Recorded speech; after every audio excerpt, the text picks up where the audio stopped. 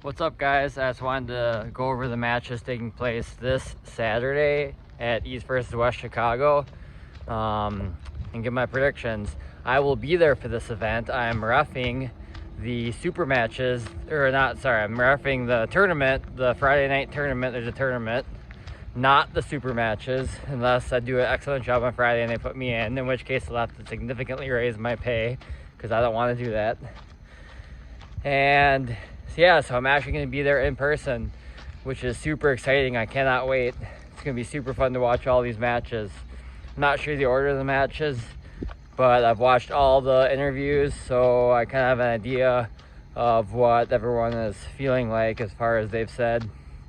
So first we have Ryan Bellinger versus Alan Ford, 95 kilos, 209 pounds. This one, most people that know these guys probably feel like it's going to be hook versus top roll. Alan can win if he can take Ryan's hand, but Ryan's got more arm power. It's probably the general consensus. But Alan said he can bang with Ryan even in a hook. Like, he's not going to hook him, obviously. We know he's going to top roll, but he thinks his arm is feeling strong too, and that he's not one-dimensional. Alan seems pretty confident. They both seem pretty confident, actually. I don't think they're overlooking the other guy necessarily, but they both seem pretty confident. I'm not sure on this one. It's hard to say. I haven't seen too much of Alan Ford recently. I know he did have a very close match with RVJ a year or two ago, and he did good in some Canadian tournaments, but they don't have any opponents. I'm gonna go with the consensus and see if it goes in the hook. Maybe Alan's not bad in the hook, but I think Ryan's significantly stronger, but Alan might take his hand. Alan's super quick, not sure who has the endurance. I'm cheering for Ryan. I think he's a very impressive, good up-and-comer. If you can't remember, he did pull Coach Ray last year and dominated him. I think that one's gonna be a back-and-forth match, and I'm gonna pick Ryan, but I think it could go either way. And then we have Manuel Battaglia versus Wagner Bortolato. Manuel, for anyone that doesn't know, is the current WAF champion in the super heavyweight class. He has a very good top roll.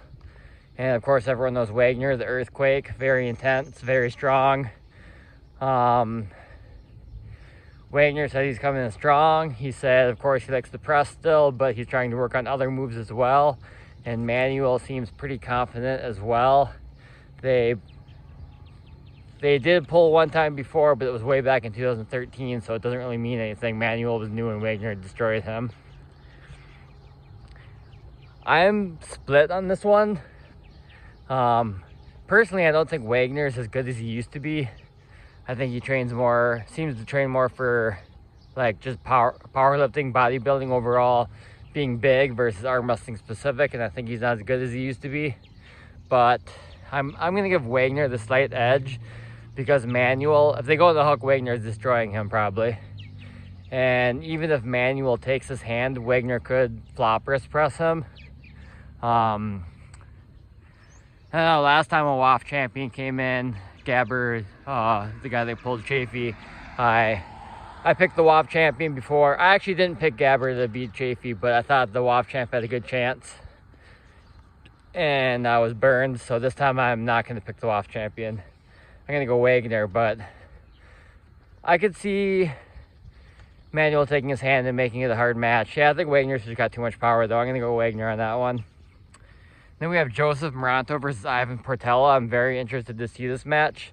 This one's hard for me to say because I don't know Ivan that well. I do know who he is.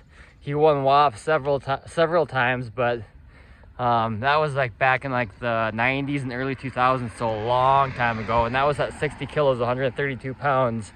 This is at 154. Haven't seen Ivan pull the best senior guys in the world at 70 kilos in quite some time, so we don't know exactly where he stacks up. I'm quite sure that Joseph probably is not top 10 in the world at 70, but he's probably not that far away. So he's definitely a very high level. And they both hook, so there's a good chance it's going to go in the hook.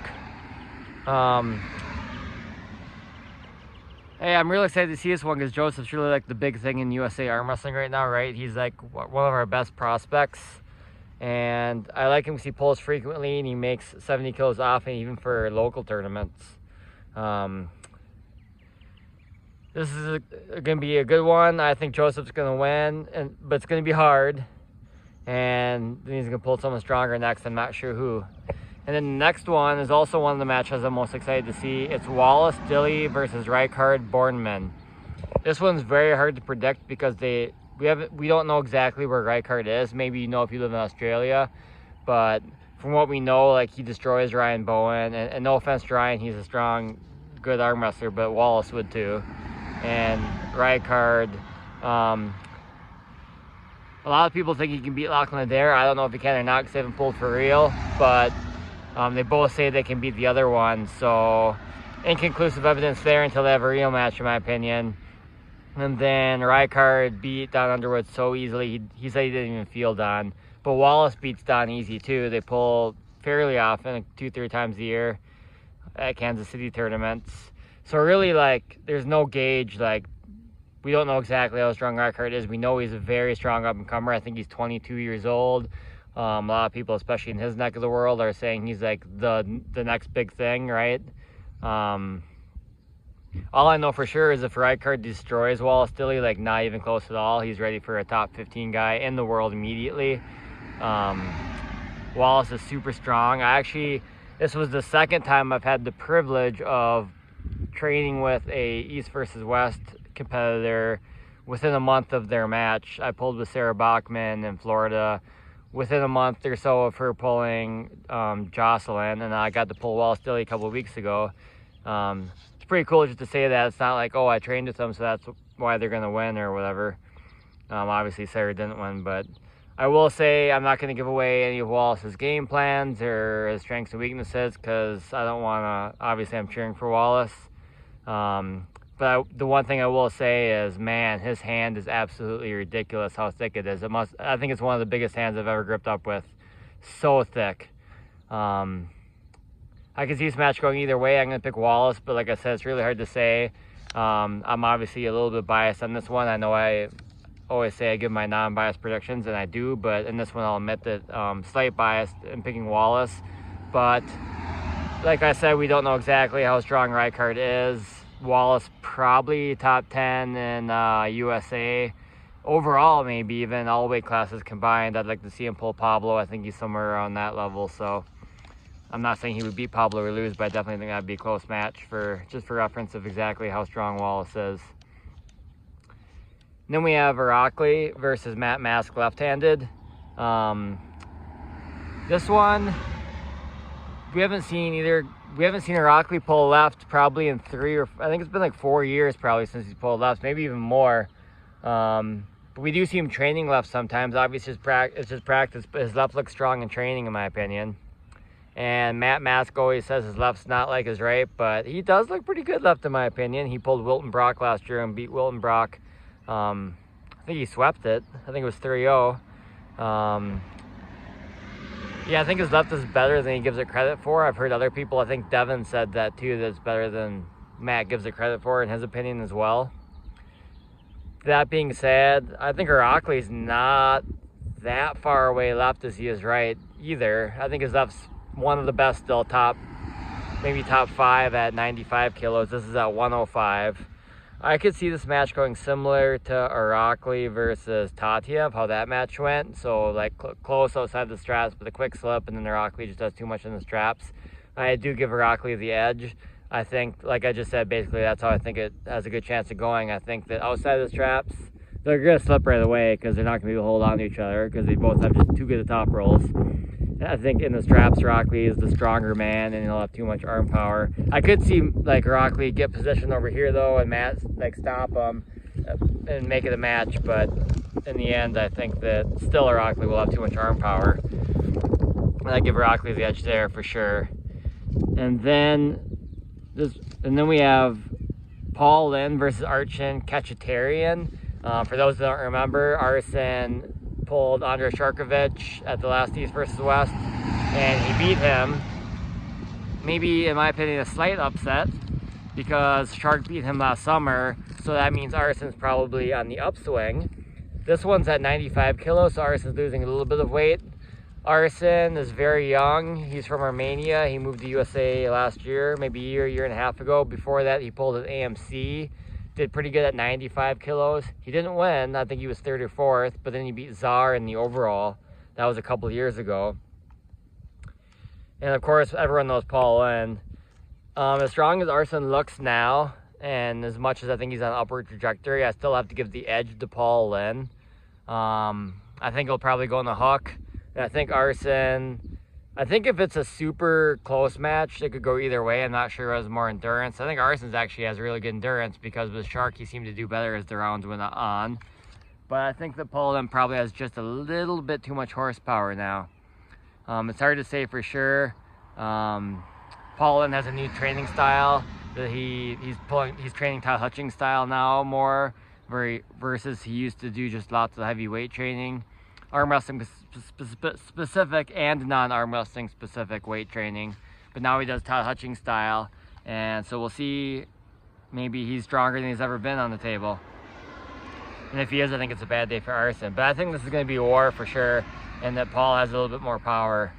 Paul Lynn most recently defeated Samushia, and it's hard to say because they're cross weights, but I feel like Samushia and Arson will be close in a hook, which Samushia was still actually not. He wasn't super far away from Paul, but Paul, he wasn't like right on the edge of winning either, in my opinion. Then we have Artem Morozov versus Alex Krejci. Actually, even though this is in most people's mind more of an important match, I'm going to go to a different match. Devin Larratt versus Alex Krejci. Alex is pulling Devin first. We've seen these guys train on the table together quite a few times, maybe at least 3 or 4 times, I'd say. And Alex seems to have a significant upper hand. But you know what? If you're like top 10 in the world, right-handed even, you're probably getting practice wins on Devin right-handed, even though Devin's number 2. So practice doesn't mean everything with Devin. A lot of people beat him that can't even move him barely in real matches. This one's really hard to say. We saw Devin pull Corey West, but besides that, we haven't seen Devin pull a serious left-handed match in quite some time, like probably since Wagner 2019, to be honest. And Alex, I was really high on Alex when he lost to Morozov, but went in the distance and got pins on him. But then he lost to Dedekian, and I'm like, I don't know. Obviously, Dedekian's really strong, but so yeah, this one's really hard to say. I do think style-wise, this match is probably better for Alex than the Morozov or the Dedekian match, because Devin's going to try to top roll him, and Alex has a really strong hand, and it's going to be hard to top roll such a long arm. I could see this one going either way. I wouldn't be shocked if Alex just dominates him, but I'm going to pick Devin because I think Devin's just going to find a way, and I think we're all going to be surprised. But I think it's going to be a war, and I say Devin will win 3-2. I think he'll be able to get a stop eventually, and once he gets the stop, Alex's gas tank, he'll pull for quite a while, because left-handed with Morozov, his stamina seems really good. But I still think obviously Devin will win once he gets the stop. But I could see like maybe Alex smashes him twice, and then Devin finally gets the stop third round, and Alex still pulls it off.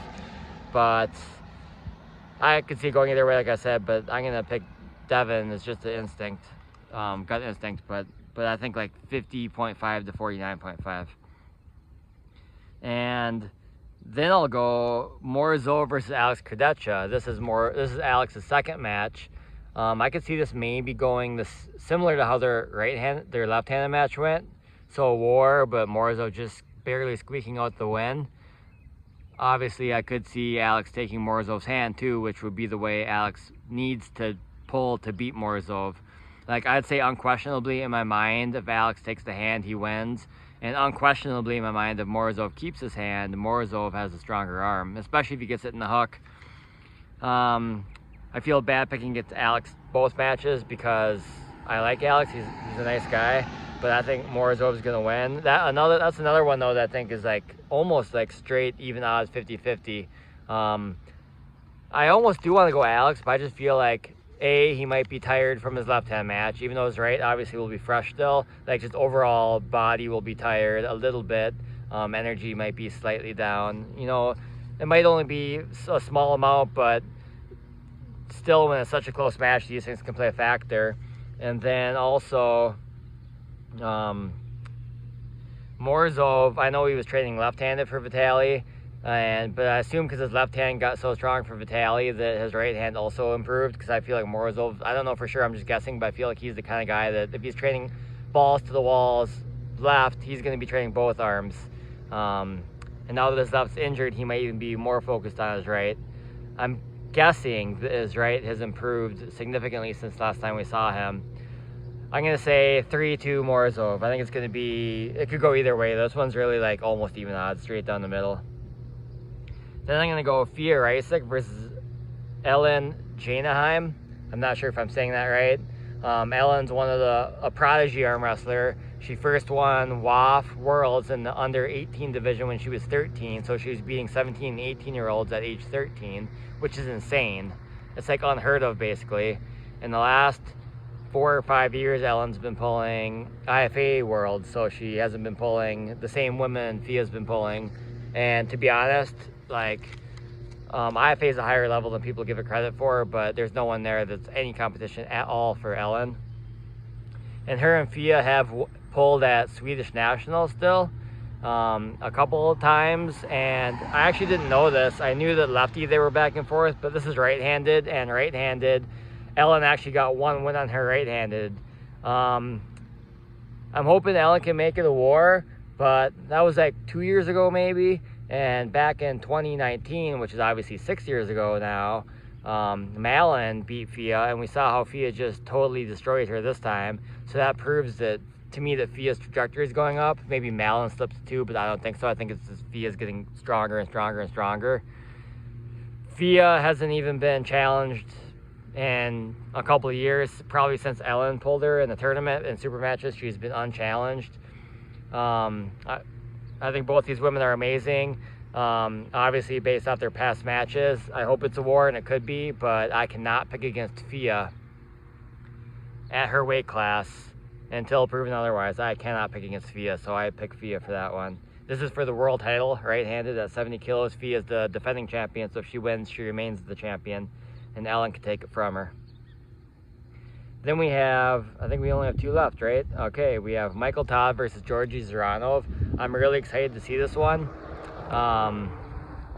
Most people are picking Michael because they say Georgie won't be able to pin him. It's hard to say for sure. I'm kind of low on the Michael Todd train, to be honest. He did stop Vitaly though, so obviously I think he will stop Ziranov. Ziranov, like Vitaly, is very quick. If he gets stopped, I think there's a good chance Mike takes his hand. I think it's going to be a war. I've even seen people, not like actual arm wrestlers, but like the people on the YouTube comments being like, why is this match being set? This is a mismatch. I mean, it might be a sweep, but I guarantee if Michael Todd wins, it's going to be all a bloodbath, because Ziranov will get some purchase, and he will not stop arm wrestling. He is a warrior, and he is insane.